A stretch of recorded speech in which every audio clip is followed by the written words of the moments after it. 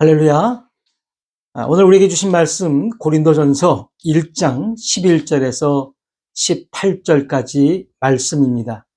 고린도전서 1장 11절에서 18절까지 말씀입니다. 제가 말씀 받들어 봉독하겠습니다. 내 형제들아, 글로에의 집 편으로 너희에 대한 말이 내게 들리니 곧 너희 가운데 분쟁이 있다는 것이라. 내가 이것을 말하거니와 너희가 각각 이르되 나는 바울에게, 나는 아볼로에게, 나는 게바에게, 나는 그리스도에게 속한 자라 한다는 것이니 그리스도께서 어찌 나뉘었느냐? 바울이 너희를 위하여 십자가에 못 박혔으며 바울의 이름으로 너희가 세례를 받았느냐? 나는 그리스보와 가이오 외에는 너희 중 아무에게도 내가 세례를 베풀지 아니한 것을 감사하노니 이는 아무도 나의 이름으로 세례를 받았다 말하지 못하게 하려 함이라. 내가 또한 스데바나 집 사람에게 세례를 베풀었고 그 외에는 다른 누구에게 세례를 베풀었는지 알지 못하노라. 그리스도께서 나를 보내심은 세례를 베풀게 하려 하심이 아니요 오직 복음을 전하게 하려 하심이로되 말의 지혜로 하지 아니함은 그리스도의 십자가가 헛되지 않게 하려 함이라. 십자가의 도가 멸망하는 자들에게는 미련한 것이요 구원을 받는 우리에게는 하나님의 능력이라. 아멘. 어느덧 8월 하순을 달리고 있는 24일입니다. 5월, 6월은 매 주말마다 비가 그렇게 많이 내렸는데 이곳은 근 한 달간 가뭄이 이어지고 있습니다. 지난 주일에는 큰 비가 온다는 소식이 있었는데 그냥 스쳐 지나가고 말았습니다. 저도 잘 몰랐는데 이곳의 식수는 우물로 사용하고 있습니다. 제가 잘 몰랐던 것은 비가 오지 않고 이렇게 가물면 우물이 말라버리고 다른 곳으로 우물을 파야 한다고들 합니다. 실제로 다른 곳으로 우물을 판 주민도 있다는 말을 들었습니다. 어느 곳 하나 우리가 사는 세상은 안전한 곳이 없는 수고와 슬픔뿐인 세상 같습니다. 요즘은 기도가 바뀌어 비가 오기를 간구하고 있습니다. 오늘도 우리 지난주에 이어 교회에 대해서 말씀을 계속 이어가고자 합니다. 오늘 제목은 당신의 교회는 어떤 파입니까? 다시 말해 교회에는 아마 많은 파가 있는 것 같습니다. 우리가 교회를 향해 무슨 파냐고 물으면 대부분 장로교파, 감리교파, 순복음파 등등이라고 말할 수 있을 것입니다. 그런데 지금 이 시점에서 다시 당신의 교회는 그리고 당신은 무슨 파에 속하냐고 되물어 보면 예전의 답변과는 다르게 나타날 수도 있다는 것입니다. 물론 예수파라고 답하겠지만 요즘은 분명하게 나뉘어진다는 것입니다. 극우파, 극좌파, 우파, 좌파 등등입니다. 지난주에도 말씀을 드렸지만 대한민국의 정치에 꽤 많은 목사들이나 종교들이 개입되어 있는 것을 우리는 알 수 있습니다. 그 중에 독립기념관 관장이라든지 뉴라이프라든지 그야말로 목사들이 많습니다. 물론 이단이나 사이비 집단도 왜 그리 많이 등장하는지 영적인 안경을 끼고 보면 대한민국의 현 상태는 매우 어둡고 악한 영에 사로잡혀 있는 듯 그렇게 보인다는 것입니다. 이러한 무리나 이러한 파들은 예수님의 시대에도 그 전 시대에도 사람들이 사는 시대에는 반드시 나타난다는 것입니다. 지난주에 살펴봤던 내용을 성경을 통해 다시 한번 확인하길 원합니다. 예수님과 베드로입니다. 요한복음 18장 10절과 11절입니다.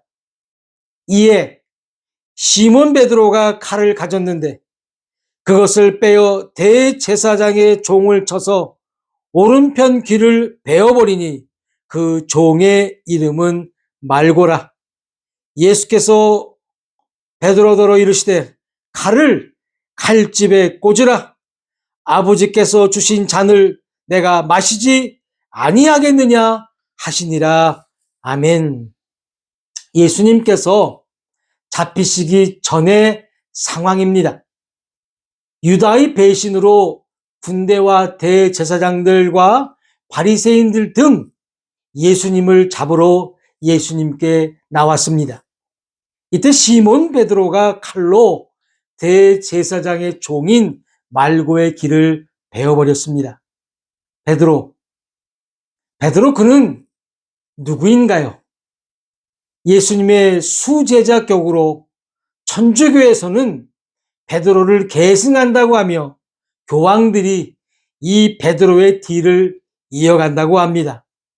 그런 베드로, 성격은 그야말로 불같은 베드로, 하지만 그의 반응과 대응은 그야말로 완벽한 타이밍이었습니다. 지난주에 저는 이러한 베드로의 행동을 어쩌면 극 예수파 같다고 말씀드렸습니다.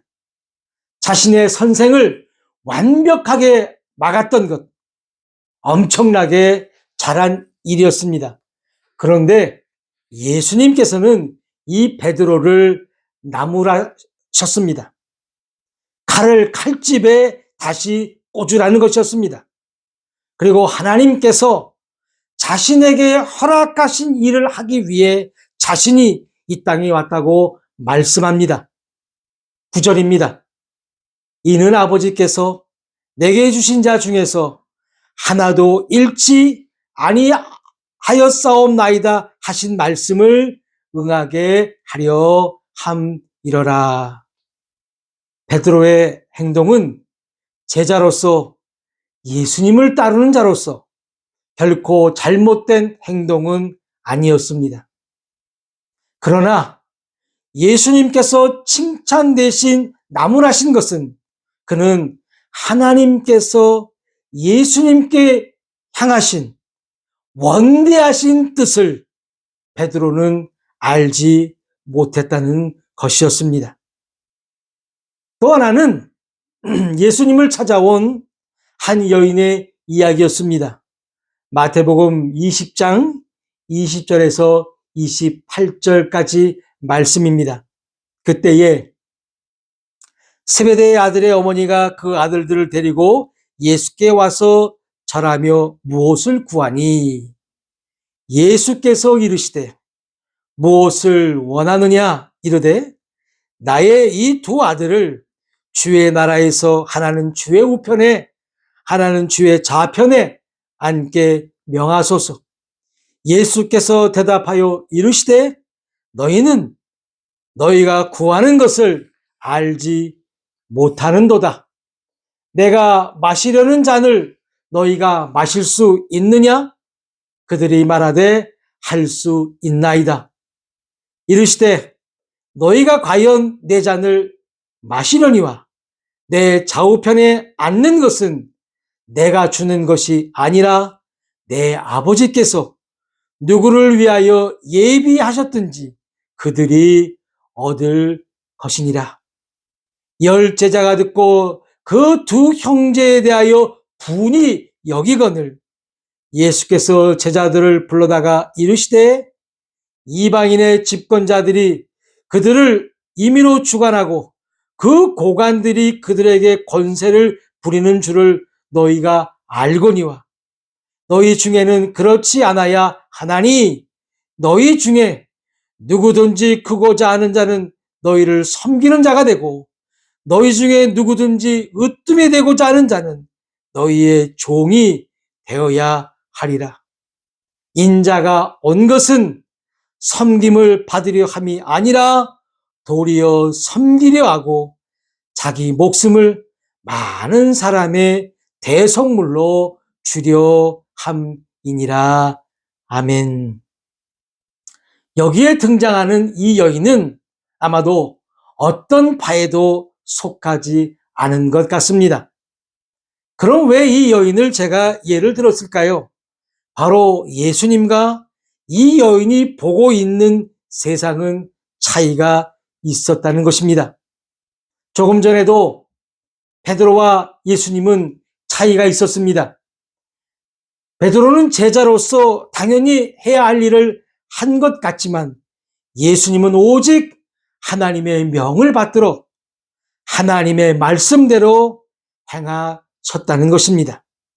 지금 이 세베대 아내는 예수님을 오실 왕으로 보았습니다. 오실 왕은 맞는데 예수님은 왕 중의 왕이요 만왕의 왕으로 하나님의 아들로 오신 분이고 이 여인은 자신들의 나라를 독립시킬 이 세상의 왕으로 받기에 예수님께서 정권을 찾으시면 그때 나의 아들들을 등용시켜 달라고 요구하였던 것이었습니다. 24절을 보니까요. 역시 예수님을 따르던 10 제자들도 화가 났다고 기록하고 있습니다. 그러한 제자들에게 예수님은 섬김에 대해서 말씀을 이어가셨고 바로 그 섬김을 보이기 위해서 예수님 자신이 왔다고 밝히고 있다는 것입니다. 예수님의 제자 가운데는 여러 파에서 온 사람들도 있었습니다. 사도행전에 이름만 거론된 시몬이 있습니다. 시몬 베드로 말고 1장 13절에 기록되어 있는 셀롯인 시몬입니다. 셀롯은 열심당을 말합니다. 얼마나 대단하였으면 그의 이름 앞에 그가 속해 있던 당명이 있었을까요? 이 열심당은 한마디로 죽음을 두려워하지 않는 그런 당이었습니다. 어쩌면 지금 우리가 알고 있는 극우나 극좌파의 그 극보다도 100배 정도는 더 강했을 것 같습니다. 12명의 제자들을 보면 다 각양각색이었습니다. 위에서 언급했던 세베대의 아들인 요한과 야고보는 우레의 자식, 헬라어로는 보아너게라는 별명이 있었습니다. 우레의 자식, 천둥번개칩니다. 얼마나 성격이 급했으면 우레의 자식이라는 별명을 얻었을까요? 베드로 역시도 다혈질이었습니다. 그런데 그들이 예수님을 만나면서 달라졌다는 것이었습니다. 그야말로 주님과 교회를 위하여 원팀, 하나의 팀이 되었다는 것입니다. 오늘 본문은 바울이 활동했던 바로 그때였습니다. 예수님 때에도 그랬지만 무수한 파들이 등장합니다. 바울파, 아볼로파, 게바파, 그리스도파 등등 말입니다. 이들 파에도 자신들이 주장하는 내용들이 있었을 것이고 그 주장의 정당성이 반드시 있었을 것입니다. 그럼에도 바울은 고린도 교인들을 책망하고 있습니다. 여러분, 어쩌면 매우 작은 것 하나가 이처럼 무리를 나눌 수 있다는 사실을 여러분 깨닫기를 소망합니다. 바울이 주님께서 자신을 보내신 이유는 바로 복음을 전하기 위함이라고 강조하고 있다는 것입니다. 견월망지라는 말이 있습니다. 불교 용어라고 합니다. 무슨 뜻이냐면 달을 봤으면 달을 가리키는 손가락을 잊어버려라 라는 뜻이 있다고 합니다.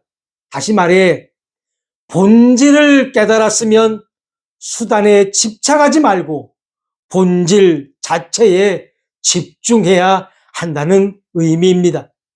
베드로는 예수님께서 가리키신 하나님의 나라를 본 것이 아니라 손가락만을 본 것이었습니다. 세베대의 아내이자 요한과 야고보의 어머니도 예수님께서 가리키신 섬김을 보지 못하고 손가락만을 봤던 것이었습니다. 바울이 책망했던 고린도 교인들도 바울이 가리킨 그리스도는 보지 않고 손가락을 봤다는 것입니다. 작금의 대한민국을 다시 조명해 봅니다.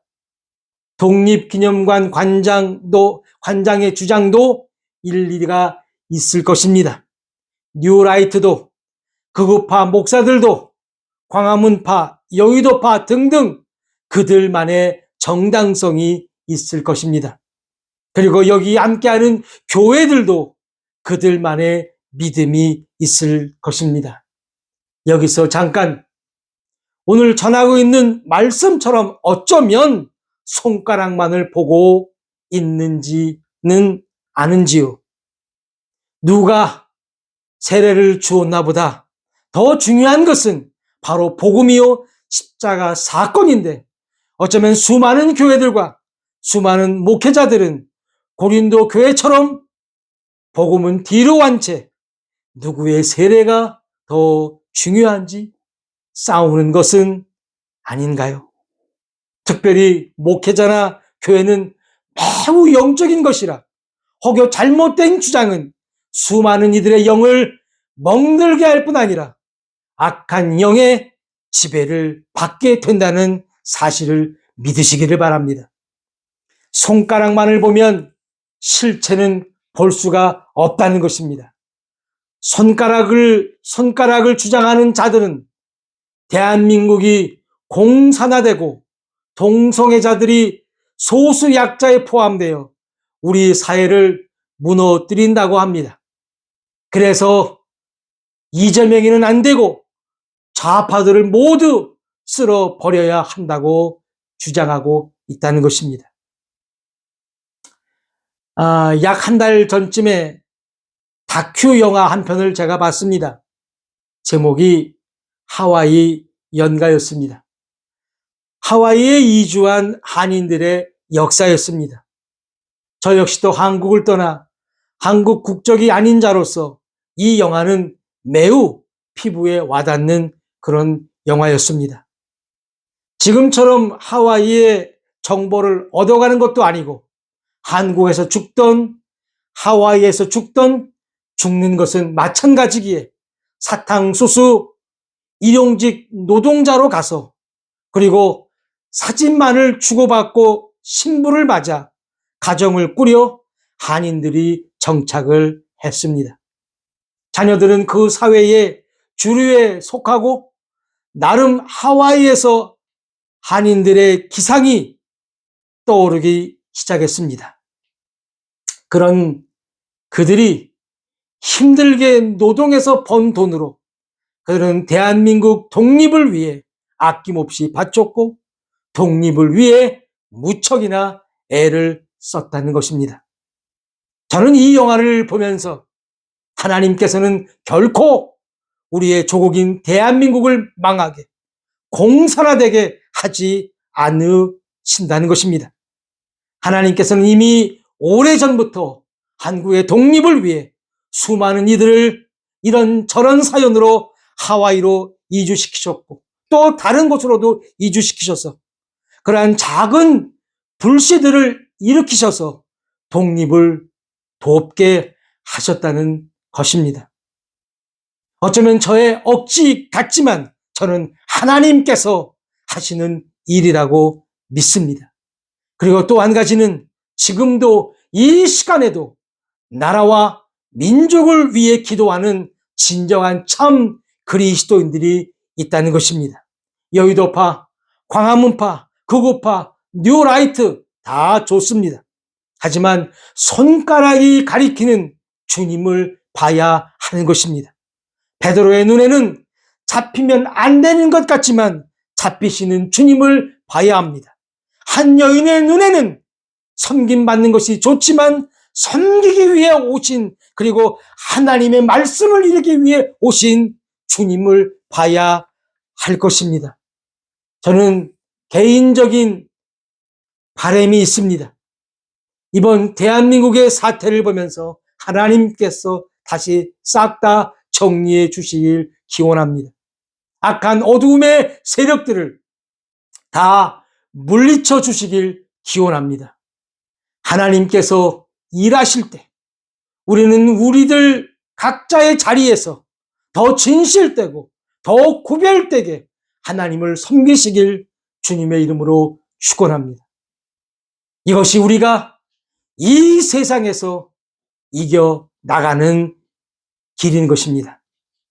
하나님을 잘 아는 것 같지만 사실은 늘 우리의 주관에서 하나님을 보아왔고 우리의 주관대로 내가 아는 만큼 하나님을 알고 있는 것도 사실입니다. 그러면 우리도 언제나 사람에 이끌려 사상에 이끌려 치우칠 수 있다는 것입니다. 진정 정확한 손가락인 하나님의 말씀, 성경에 가리키는 우리 주 예수 그리스도만을 보시고 거룩한 영으로 충만하시고 귀한 믿음으로 늘 귀한 생명들을 이겨오시는 우리 모두가 다 되시기를 주의 이름으로 축원하면서 오늘 말씀을 다 같이 기억하면서 함께 기도하시겠습니다.